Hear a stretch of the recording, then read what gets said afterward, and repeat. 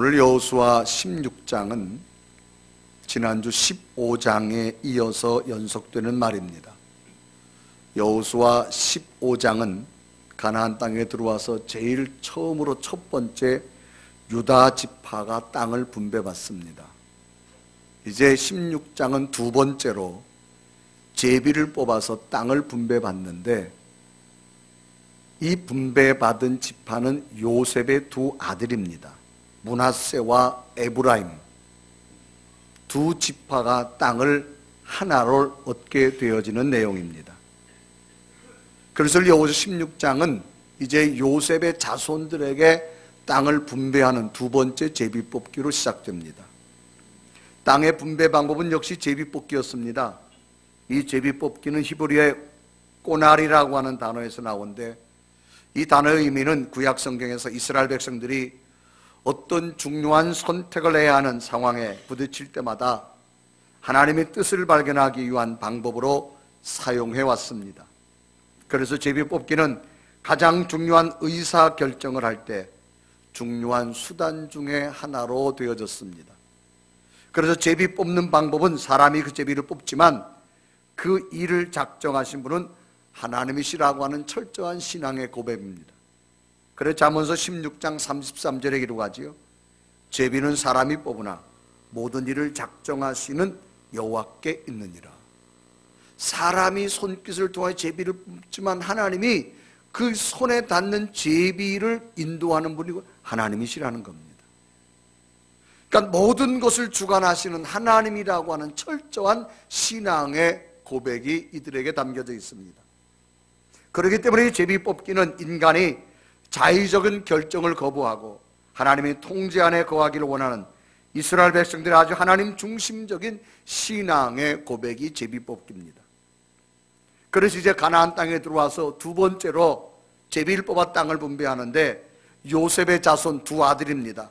므낫세와 에브라임이 한 지파의 몫으로서 제비를 뽑아 땅을 분배받게 되어지는데, 놀라운 사실은 이 요셉 자손들이 뽑은 이 제비의 땅의 내용은 지금 가나안 땅의 땅 분배 중에서 가장 물이 많고 기름지고 좋은 땅이 제비 뽑혔다라고 하는 겁니다. 그러니까 가나안 땅 중에 가장 좋은 땅이 지금 뽑힌 겁니다. 그래서 여호수아 16장 1절은 기록하지요.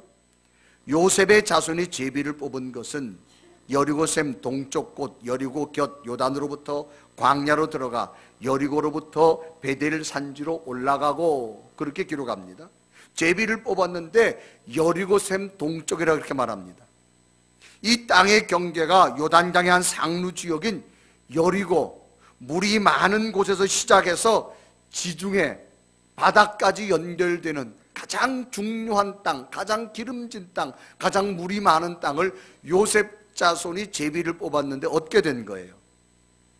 이 여리고라는 근방 지역은 척박한 팔레스타인 사막 지역 가운데서도 매우 풍요로운 물이 많은 곳입니다. 그래서 물이 풍부한 지역이기 때문에 일찍이 여기서는 문명이 발전되어졌고 사람들이 많이 살게 되어졌어요.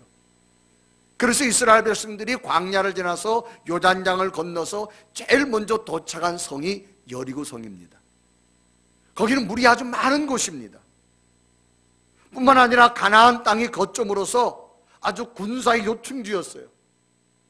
그래서 요단강을 건너서 여리고성을 점령하고 거기서부터 가나안 땅의 점령이 시작되어진 군사적인 요충지였고, 또 가나안의 중부와 서부를 잇는 아주 교통의 요지, 전략적으로 가나안 땅 가운데 가장 좋은 곳, 가장 기름지고 가장 물이 많은 땅입니다. 이 가나안 땅은 사막입니다. 사막에서 최고는 물이 많은 곳이에요. 그런데 여리고는 물이 풍부한 곳입니다. 어쩌면 이렇게도 제비를 뽑았는데, 요셉 자손들이 제비를 뽑았는데 하나님이 그 손길을 인도해서 물이 많은 이 여리고 땅을 얻게 되어졌다고 하는 겁니다. 여리고로부터 베델 산지로 올라가고 그렇게 말합니다. 베델은 여리고를 중심으로서 서쪽으로 위치한 도시인데, 당시 팔레스타인 남북을 연결하는 중요한 중앙 경계를 잇는 교통의 요지입니다. 또 거기서부터 지중해까지 연결되어집니다. 그래서 여호수아 16장 3절은 이렇게 기록하지요. 서쪽으로 내려가서 야블레 족속의 경계와 아래 베도론과 게세레까지 이르고 끝은 바다라 그렇습니다. 바다는 지중해를 말합니다. 풍부한 자원이 있는 곳 지중해 바다입니다. 남쪽 경계는 요단강, 여리고 물에 시작해서 서쪽은 끝이 바로 지중해로 연결되어집니다. 그러니까 동쪽은 요단강, 남쪽은 베델, 서쪽은 지중해, 북쪽은 아셀스불론. 교통의 중심지요, 넓은 땅이요, 가장 물이 많고 가장 기름진 곳을 얻게 되어집니다. 그러니까 가나안의 가장 중앙 지역의 최고의 땅을 제비 뽑았는데 그 땅이 뽑힌 거예요. 교통과 군사와 물이 가장 많은 곳. 놀라운 것은 이 최고의 땅을 전쟁을 해서 얻게 된 것이 아니라 사람의 손으로 제비를 뽑았는데 얻게 되어졌다는 겁니다. 어떻게 이런 일이 요셉의 자손 두 아들에게 있게 되어졌을까? 그 배후에는 우연이 아니라 철저한 하나님의 인도하심이 있었기 때문이라는 겁니다.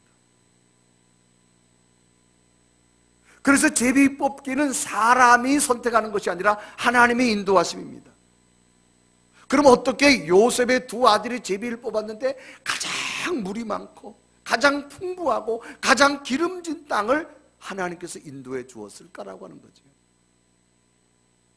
이것은 일찍이 요셉이 어떠한 상황 속에서도 하나님을 위한 믿음으로 하나님을 우선적으로 섬기는 그 믿음을 인정하셨기에 하나님은 아버지 요셉 때문에 그 아들의 손끝까지 인도하셔서 가장 복된 땅을 주신 줄로 믿습니다. 역사적으로 올라가 보면 요셉의 아버지는 야곱입니다. 일찍이 야곱 시대 때 야곱이 요셉의 두 아들, 지금 에브라임과 므낫세, 제비를 뽑은 이 두 아들에게 안수하며 축복 기도를 했습니다.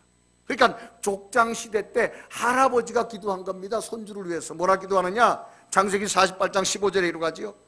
그가 요셉을 위하여 축복해 이르되 내 조부 아브라함과 아버지 이삭이 섬기던 하나님, 나의 출생으로부터 지금까지 나를 기르신 하나님, 16절에 그럽니다. 나의 모든 환난에서 건지신 여호와의 사자께서 이 아이들에게 복을 주시오며 이들로 내 이름과 내 조상 아브라함과 이삭의 이름으로 칭하게 하시오며 이들이 세상에서 번식하게 하시기를 원하나이다. 20절 때 기록합니다. 그날에 그들에게 축복하 이르되 이스라엘이 너로 말미암아 축복하기를 하나님이 내게 에브라임 같고 므낫세 같게 하시려 하여 에브라임을 므낫세보다 앞세웠더라. 그러니까 야곱이 요셉과 요셉의 아들들에게 축복 기도한 겁니다. 그리고 야곱은 마지막 12아들 가운데 요셉을 위해서 예언을 선포하지요. 그 내용이 창세기 49장 24절 26절에 기록합니다. 성경을 보면 24절에 기록하지요. 요셉의 활은 도리어 굳세며 그의 활은 힘이 있으니 이는 야곱의 전능자 이스라엘 반석인 목자의 손을 힘입음이라. 내 아버지 하나님께로 말미암나니 그가 너를 도우실 것이요 전능자로 말미암나니 그가 내게 복을 주실 것이라. 위로 하늘의 복과 아래에 깊은 샘의 복과 젖먹이는 복과 태의 복이로다. 내 아버지의 축복이니 내 선조의 축복보다 나아서 영원한 산이 한옵승같이 이 축복이 요셉의 머리로 돌아오며 그 형제 중 뛰어난 자의 정수리로 돌아오리라. 요셉의 아버지 야곱이 요셉에게 축복하고 요셉의 아들 손자의 두 아들에게 축복 기도한 겁니다. 그러니 지금 가나안 땅의 분배에 있어서 요셉의 두 아들이 제비 뽑아서 얻게 된 가장 기름진 땅은 우연이 아니라 그 할아버지가 축복 기도한 대로 그 아버지가 선포한 대로 철저히 하나님의 약속이 이루어져서 두 아들이 제비를 뽑았는데 인도하셨다라고 하는 겁니다. 그래서 여호수아 16장 4절에 이라고 합니다. 요셉의 자손 므낫세와 에브라임이 그들의 기업을 받았더라 그랬습니다. 요셉의 자손들이 손을 가지고 제비를 뽑았는데 하나님이 인도하신 거예요. 가장 기름진 땅으로, 가장 물이 많은 곳으로. 참으로 여러 지파 가운데 이 두 아들은 너무나도 엄청나고 좋은 기름진 땅을 얻게 된 겁니다. 그런데 이렇게 된 결과는 우연이 아니라 그 원인에는 아버지 요셉의 믿음이 있었기에 하나님은 그 아버지 요셉의 믿음을 보시고 그 아들들의 손끝까지도 인도하시는 하나님의 인도하심을 나타내 주신 겁니다. 저는 오늘 이 요셉의 자손들에게 맺던 하나님의 복이 오늘 예배하는 여러분 자녀들에게도 임하기를 소망합니다. 그러면 이렇게 된 좋은 원인이 요셉의 어떤 믿음으로 하나님께서 보셨기에 하나님은 요셉의 자녀들 이런 복을 주셨는가를 발견하면서 오늘 요셉처럼 좋은 부모의 믿음이 되셔서 여러분 자녀들이 복에 복을 받는 큰 능력들이 임하기를 주님의 이름으로 축원합니다. 요셉은 어떤 믿음이었을까? 요셉은 믿음으로 선을 행하는 사람이었다. 이 선이라는 것은 착하고 올바르다 그런 얘기입니다. 이 본문 16장과 17장에 보면 요셉의 자손들이 받을 땅을 다른 지파 사람들이 받은 땅하고는 비교가 안 될 정도입니다. 너무나 넓은 땅, 너무나 기름진 땅, 너무나 물이 많은 땅, 교통의 중심지, 군사적인 중심지, 동쪽으로 요단강, 서쪽으로 지중해 연안, 이것은 요셉 자손에게 나타나는 엄청난 하나님의 인도하심입니다. 이것은 요셉의 자손들이 다른 지파들을 힘으로 누르고 차지한 땅이 아닙니다. 이것은 야곱이 축복 기도한 대로 된 겁니다. 그래서 그 야곱이 축복 기도한 대로, 요셉이 기도한 대로 두 아들이 제비를 뽑았는데 이 땅으로 인도한 거예요. 이것은 뭡니까? 하나님이 결국은 주신 겁니다. 여러분, 인류 역사에 하나님이 열면 닫을 자가 없고요, 하나님이 닫으면 열 자가 없습니다. 그러면 이렇게 요셉의 자손들이 정말로 좋은 땅을 제비 뽑아 얻게 된 것은 무엇일까? 그것은 두 아들의 아버지 요셉이 쌓아놓은 믿음의 선행 때문에 하나님이 주신 겁니다. 믿음의 선한 공적 때문에 하나님이 주신 겁니다. 다윗도 일생을 살아나면서 마지막 고백하지요. 자기가 일생을 살아보니까 하나님이 세우는 자가 있고 하나님이 허무는 자가 있더라는 거예요. 하나님이 세우는 자가 어떤 자의 모습이냐? 시편 37편 25절과 28절에 이루갑니다. 내가 어려서부터 늙기까지 의인이 버림을 당하거나 그의 자손이 걸시감을 보지 못하였도다. 그는 종일토록 은혜를 베풀고 꾸어주지 그 자손이 복을 받는도다. 악에서 떠나 선을 행하라. 그리하면 영원히 살리니 여호와께서 정의를 사랑하시고 그 성도를 버리지 아니하심이로다. 그들은 영원히 보호를 받는다. 악인의 자손은 끊어지리로다. 정말 자기도 일생을 살아보고 나니까 하나님이 의인의 자식을 세우는 걸 보겠더라 그 말이에요. 아버지 요셉은 어떤 사람이었습니까? 이 요셉은요, 야곱의 11번째 아들입니다. 그런데 형제들로부터 아버지의 사랑을 받는다고 시기를 당하고 미움을 당해서 심지어는 형들이 죽이려고 하다가 이 자기 형제 요셉을 애굽의 노예로 팔아버립니다. 하루아침에 요셉이 애굽의 남의 나라의 노예가 됐습니다. 아주 처절하고 비참한 삶을 살아갈 수밖에 없습니다. 하루아침에 환경이 바뀌었어요. 근데 놀라운 것은요, 요셉이 노예로 팔려간 그 집에서 인정을 받았다라고 하는 겁니다. 그래서 창세기 39장 3절에 말합니다. 그의 주인이 여호와께서 그와 함께 하심을 보며 또 여호와께서 그의 범사에 형통케 하심을 보았더라. 보면 그의 주인이 그의 주인. 이스라엘에서 노예를 사가지고 왔는데 그 종이 보니까 이게 보통 애가 아니에요. 보통 사람이 아닌 거예요. 얼마나 성실한지, 얼마나 선한지, 얼마나 하나님을 잘 섬기는지 주인이 인정을 하게 되어집니다. 사람에겐 중요한 게 한 가지 있습니다. 인정받는 삶을 살아야 됩니다. 적어도 내가 살아가고 있는 삶의 반경 속에서 누군가가 나를 인정해 줄 수 있는 삶을 살아야 됩니다. 그 사람을 인정하기 시작하면요, 그 사람에게 마음을 줄 수 있고요, 그 사람에게 기도해 줄 수 있고요, 그 사람에게 아름다운 관계를 가질 수가 있습니다. 지금 이 보디발은 이스라엘 노예를 사가져온 거예요. 종입니다. 자기는 애굽 사람입니다. 그런데 요셉이 얼마만큼 성실하고 착하고 선한지 인정을 한 겁니다. 그래서 요셉에게 뭘 하는가 하면 자기 집에 있는 모든 재물까지도 맡기게 되어집니다. 왜? 인정할 만하니까. 오늘 우리에게 분명한 삶의 지혜가 온다는 인정받는 삶이 되어야 될 줄로 믿습니다. 적어도 내가 살아가는 삶의 자리에서 인정받는 것,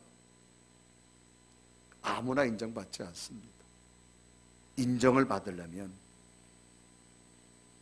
나를 버려야 됩니다. 여러분, 공동체 삶을 살다 보면 자기만 챙기는 사람은 인정을 못 받습니다. 남보다는 남을 먼저 배려하는 마음을 갖게 될 때 그 사람은 인정받게 되어집니다. 요셉이 지금 노예로 팔려갔잖아요. 언제 죽을지도 몰라요. 희망이 없어요. 뭐 열심히 다 할 필요도 없죠. 그러나 요셉은 노예로 팔려갔지만 얼마나 자기를 버리고 열심을 다했는지 주인한테 인정받고 나니까 그 집의 모든 것을 관리하는 관리자로 세우게 되어지는 것을 봅니다. 오늘 우리 모두 하나님 앞에 복 받고 싶잖아요.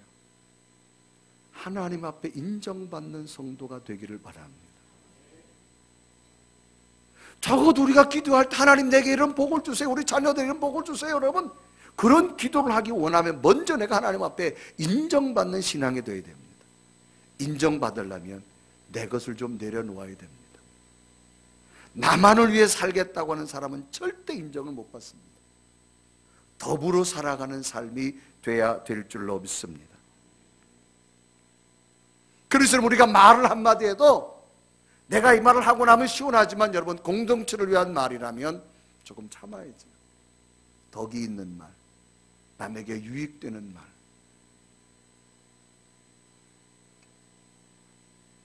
내가 가지고 있는 소유한 것도 나만 살면 좋지요.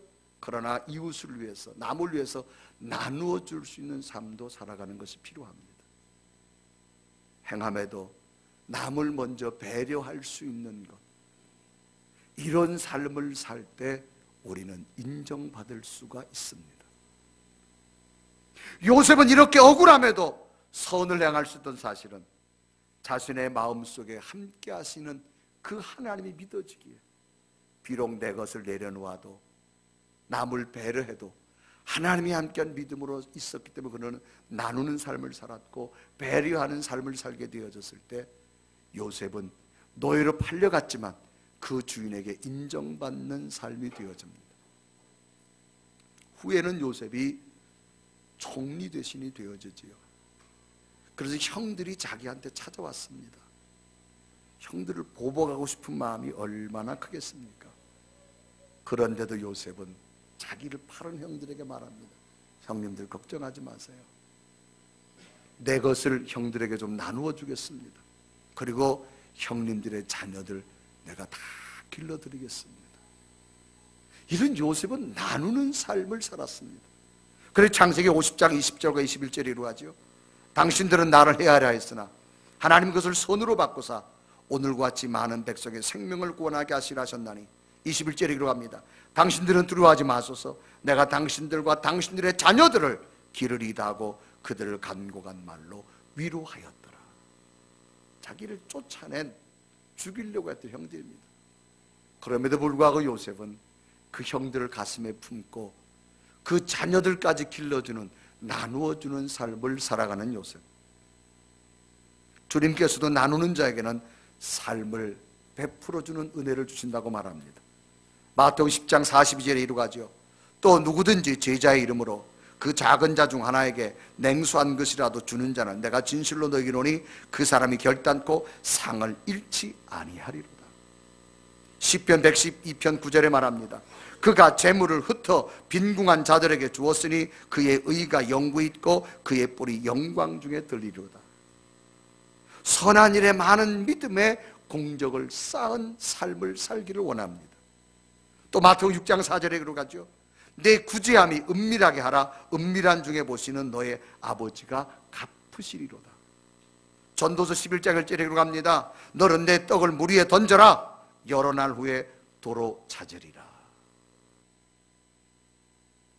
없어지는 것지만 나눔은 없어지니 아닙니다. 더 큰 기쁨으로 돌아오는 게 나눔인 줄로 믿습니다. 요셉은 이런 삶을 살았어요.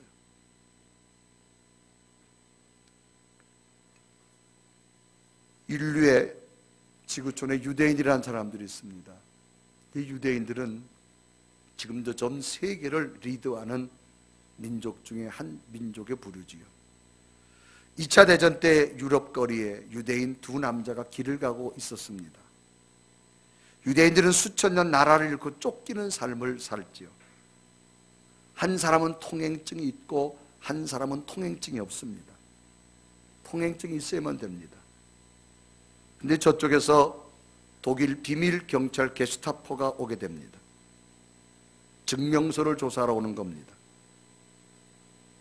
순간 두 사람 중에 한 사람은 증명서가 있고 한 사람은 통행증이 없는 사람입니다. 그 비밀 경찰을 보자 유대인 한 사람이 도망을 갑니다.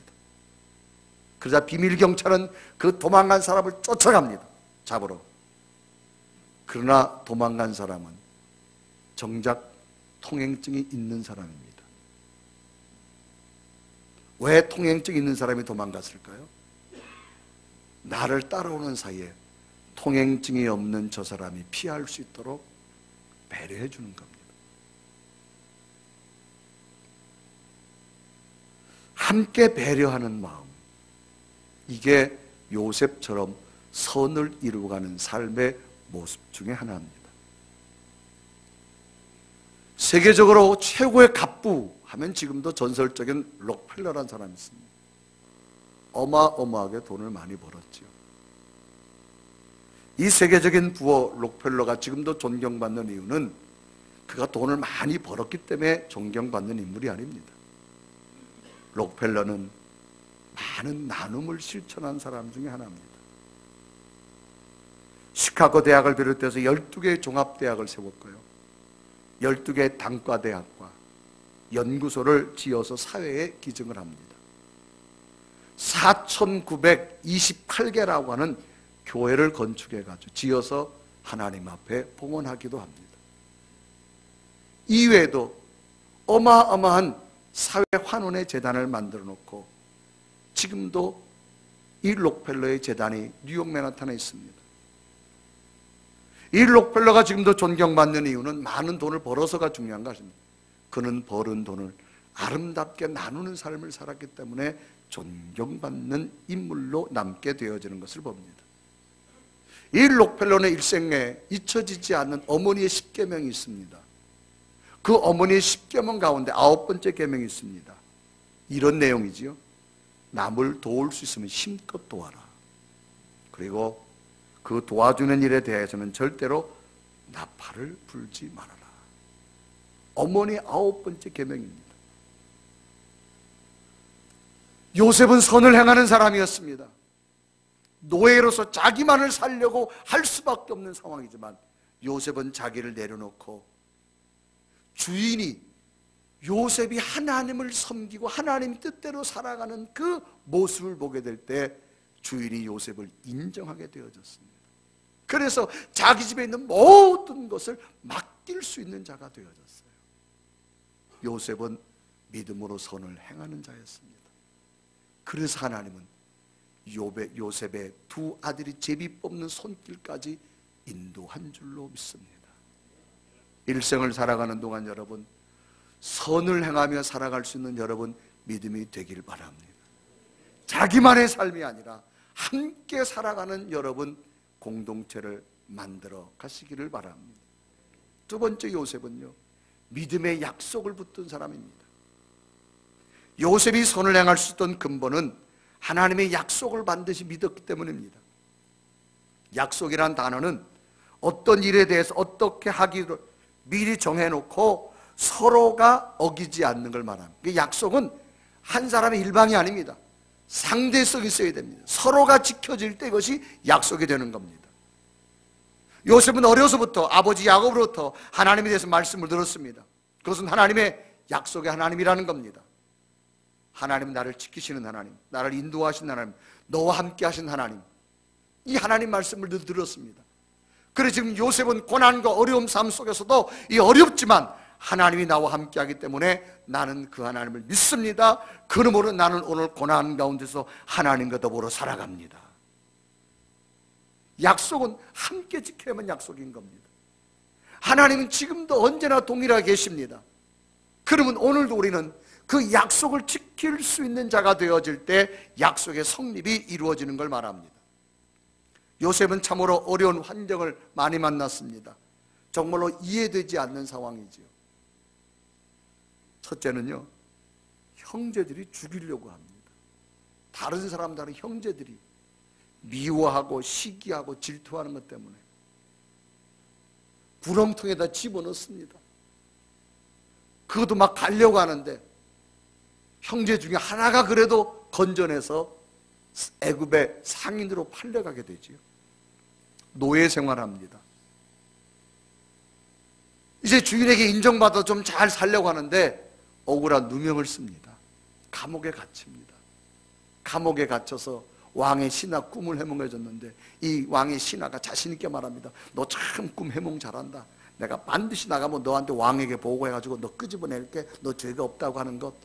갔는데 이 신하가 깜깜소식입니다. 철저한 배신이지요. 뭐 이해될 수 없는 일이 수없이 요셉에게 많았습니다. 그런데 분명한 사실은 요셉은 어떤 환경이 와도 하나님은 나와 함께 할 줄로 믿습니다. 그 약속을 붙든 거예요. 애굽의 총리가 된 후에도 형제들을 만났잖아요. 얼마나 형제들이 미웠겠습니까? 보복하고 싶겠지요. 이제 자기는 애굽의 어떤 총리가 되어져서 형제라서 무릎 꿇고 있습니다. 그런데 요셉은 뭡니까? 형들에게는 말하죠. 형님들, 날 좀 보세요. 두려워하지 마세요. 형님들이 나를 파는 것이 아니라 하나님이 나를 여기로 보낸 겁니다. 그렇게 말하는 거예요. 왜? 철저히 요셉은 하나님의 인도하심이라는 겁니다. 창세기 45장 8절에 기록하지요. 그런즉 나를 이리로 보내니는 당신들이 아니요 하나님이시라. 하나님이 나를 바로에게 아버지로 삼으시고 그 온 집의 주로 삼으시며 애굽 온 땅의 통치자로 삼으셨나이다. 형님들이 파는 게 아니고 하나님이 보냈다라는 겁니다. 왜? 철저한 하나님의 인도하심, 약속을 믿었기 때문입니다. 인생을 살다 보면 이유 모를 고난이 옵니다. 그러나 그 고난은 고난으로 끝나지 아니하고 하나님의 세우심이 반드시 있다고 하는 사실입니다. 수고와 고통과 낙심, 기다림의 때를 믿음으로 극복하십시오. 하나님 약속을 붙드십시오. 하나님 반드시 세워주실 줄로 믿습니다. 그래서 시편 126편 5절 9절에 기록합니다. 눈물로 흘리며 씨를 뿌리는 자는 기쁨으로 거두리로다. 울며 씨를 뿌려 나가는 자는 반드시 기쁨으로 그 곡식단을 가지고 돌아오리라. 하나님은 변하지 않는 분입니다. 그런데 문제는 우리들의 믿음과 모습이 자꾸 변한다고 하는 겁니다. 약속은 쌍방입니다. 하나님은 지금도 우리와 함께 하십니다. 우리의 믿음이 변하지 않아야만 그 약속을 얻게 되는 겁니다. 그런데 우리의 믿음이 자꾸 변한다고 하는 게 문제입니다. 수많은 고난과 절망 환경에서 하나님은 나를 세우신다는 그 약속을 요셉은 붙들었습니다. 끝내 하나님은 요셉을 세우는 기적적인 역사가 나타났어. 그 요셉의 믿음을 모시고 하나님께서는 요셉의 자손들이 제비를 뽑아도 복된 길로 인도한 줄 믿습니다. 그래서 이 요셉은 큰 약속을 품습니다. 우리 아버지 야곱이 내게 축복 기도한 대로 되어지리라. 여러분, 축복 기도한 대로 될 줄로 믿으시길 바랍니다. 그래서 그 요셉은 그 약속을 붙든 거예요. 우리의 믿음을 방해하는 것 중에 하나가 뭐냐? 부정적인 마음입니다. 뭐 그렇게 되겠어?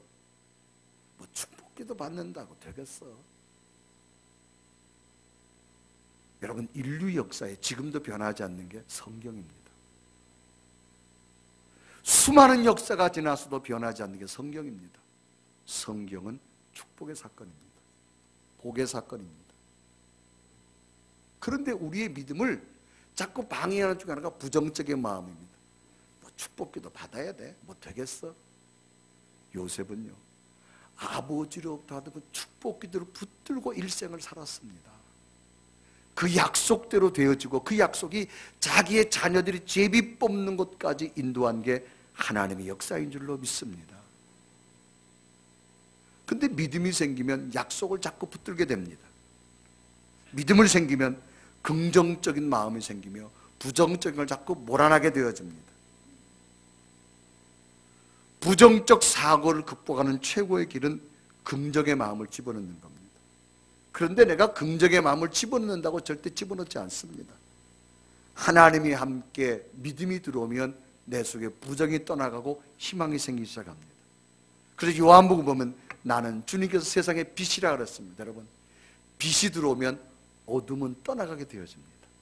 아무리 깜깜해도 빛만 들어오면 어둠은 떠나가게 되어집니다. 하나님의 약속은 빛입니다. 그 빛을 붙들면 어둠의 절망은 물러가고 빛이 커질수록 새로운 세계를 보게 될 줄로 믿습니다. 미국의 여성입니다. 이분은 흑인입니다. 마르바 콜린스라고 하는 여자입니다. 인종차별이 심한 때에 미국에서 흑인으로 태어났는데 아버지가 흑인이었지만 이 딸에 대해서 늘 긍정적이고 희망적인 믿음을 줬어요. 우리가 피부 색깔이 달라서 무시당하지만 우리도 똑같은 하나님의 자녀다. 그래서 어려서부터 이 긍정적인 마음을 심어줘서 이 콜린스 여자의 마음속에는 긍정적인 마음이 가득 찼습니다.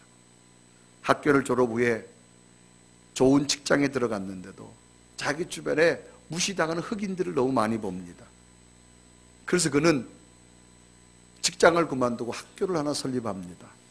그 학교가 어떤 학교인가 하면 흑인 아이들이 배우지 못해서 문제 아이들이 너무나 많습니다. 이 문제 아이들만을 교육시키는 학교를 만듭니다. 우리 한국으로 말하면 예전에 대안학교 같은 학교지요. 대안학교.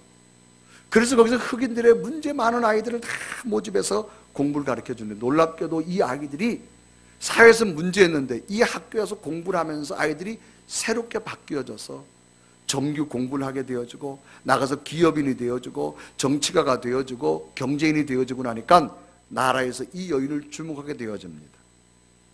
후에 레이건 대통령과 부시 대통령이 이 여인을 콜을 합니다.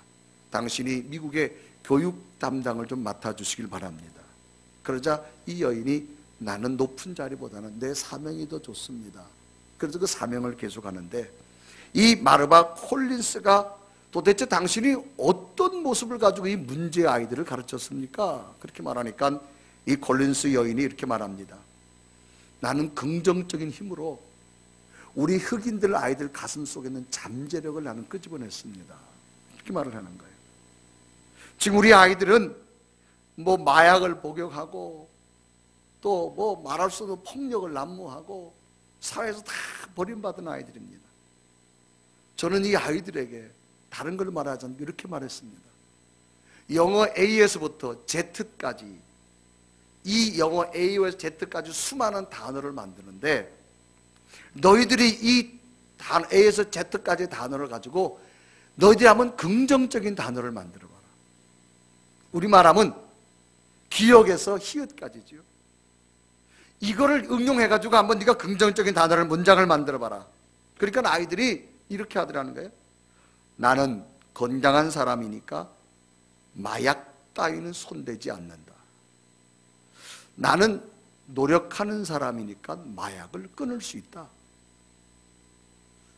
내게는 희망이 있으니까 나도 위대한 사람이 되어질 수 있다. 그러니까 똑같은 이 글을 가지고 희망적인 단어를 만들 수 있고 절망적인 단어를 만들 수 있습니다. 그러니까 지금까지 교육자는 무조건 너희는 잘못했다라고 하는 교육 방법이 아니라 아이들의 단어를 희망적인 단어를 썼다라는 거예요. 그러니까 그 언어대로 되더라는 거죠. 여러분 가정 속에 희망적인 언어가 좀 많아지시길 바랍니다. 여러분 부흥하는 교회와 부흥하지 못하는 교회의 차이가 뭔지 아세요? 성도들의 언어입니다. 언어가 희망적인 교회는 부흥합니다. 어떤 가정이 행복한 줄 아세요? 희망적인 언어의 가정이 행복합니다. 어떤 기업이 잘 되는 줄 아세요? 희망으로 말하는 직원들이 많은 기업이 성장합니다. 그래서 우리 속에는 긍정과 부정 누구나 다 가지고 있습니다. 선택은 내가 해야 됩니다. 예수님은 빛입니다. 아무리 어둠이 많아도 빛이 들어가면 어둠은 떠나가게 되어집니다. 그래서 이 여인이 복음을 기초해서 그들 마음속에 희망과 긍정을 심어주고 나니까 아이들이 완전히 변하더라는 거예요. 오늘 우리의 모습은 어떻습니까? 지나간 한 해를 되돌아보세요. 긍정과 부정, 희망과 절망 가운데 어떤 용어의 단어를 많이 썼습니까? 제가 한번 실험을 해봤어요.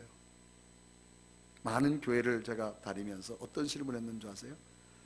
교인들을 둘씩 마주보고 서로 1분 동안 칭찬하기를 시켜봤어요. 20초가 지나고 나니까 다 멀뚱 쳐다보고 있어요. 할 말이 없는 거예요. 근데 여러분, 우리가 남에 대해서 부정적인 이야기 시작하면 전화기 붙으면 1시간도 모자랍니다. 시간이 얼마나 빨리 가는지 몰라요. 근데 우리가 희망적인 단어를 써보라고 하면 정말 못 씁니다. 미국의 경제학자는 말합니다. 언어는 부메랑이라고 말합니다. 부메랑은 반드시 돌아옵니다. 희망을 선포하며 살아가시기를 바랍니다. 요셉은 철저하게 고난이 와도 약속을 믿었어요. 하나님이 나와 함께 하리라. 영국의 소설가 가운데 다니엘 디포라고 하는 사람이 있습니다. 이번엔 영국이 막 그 바다를 통해서 막 세계를 막 점령하려고 할 때 나오는 소설 중에 하나가 로빈슨 크루소라고 하는 소설입니다. 이 책에 보면 주인공 크루소가 나오는데 배를 타고 가다가 무인도에 정착을 하게 되지요.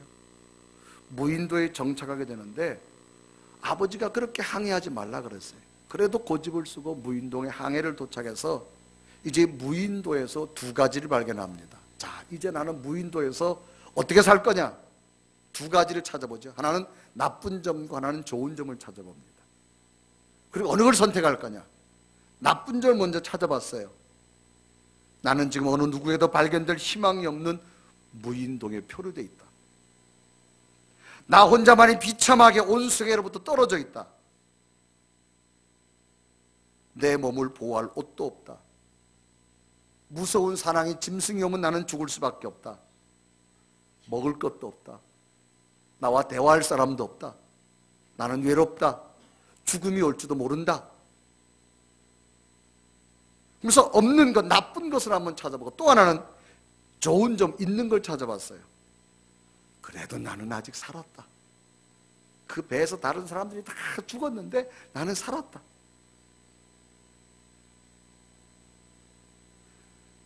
내가 죽을 수밖에 없는 이 악조건 속에서도 살았는데 나는 더 살 것이다. 여기가 마침 열대니까 옷이 없어도 나는 살 수 있을 것이다. 먹을 것이 없어도 열매가 많아서 나는 살 수 있을 것이다.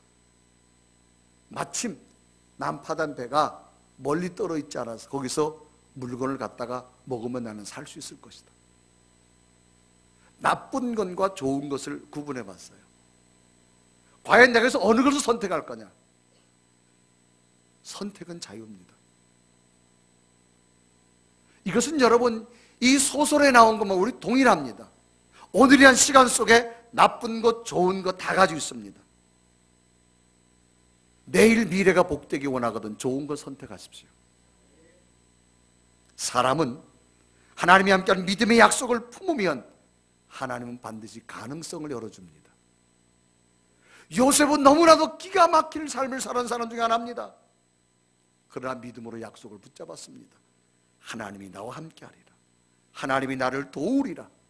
결국 요셉은 그 하나님의 약속대로 요셉뿐만 아니라 그의 자녀들이 복을 받게 된 줄로 믿습니다.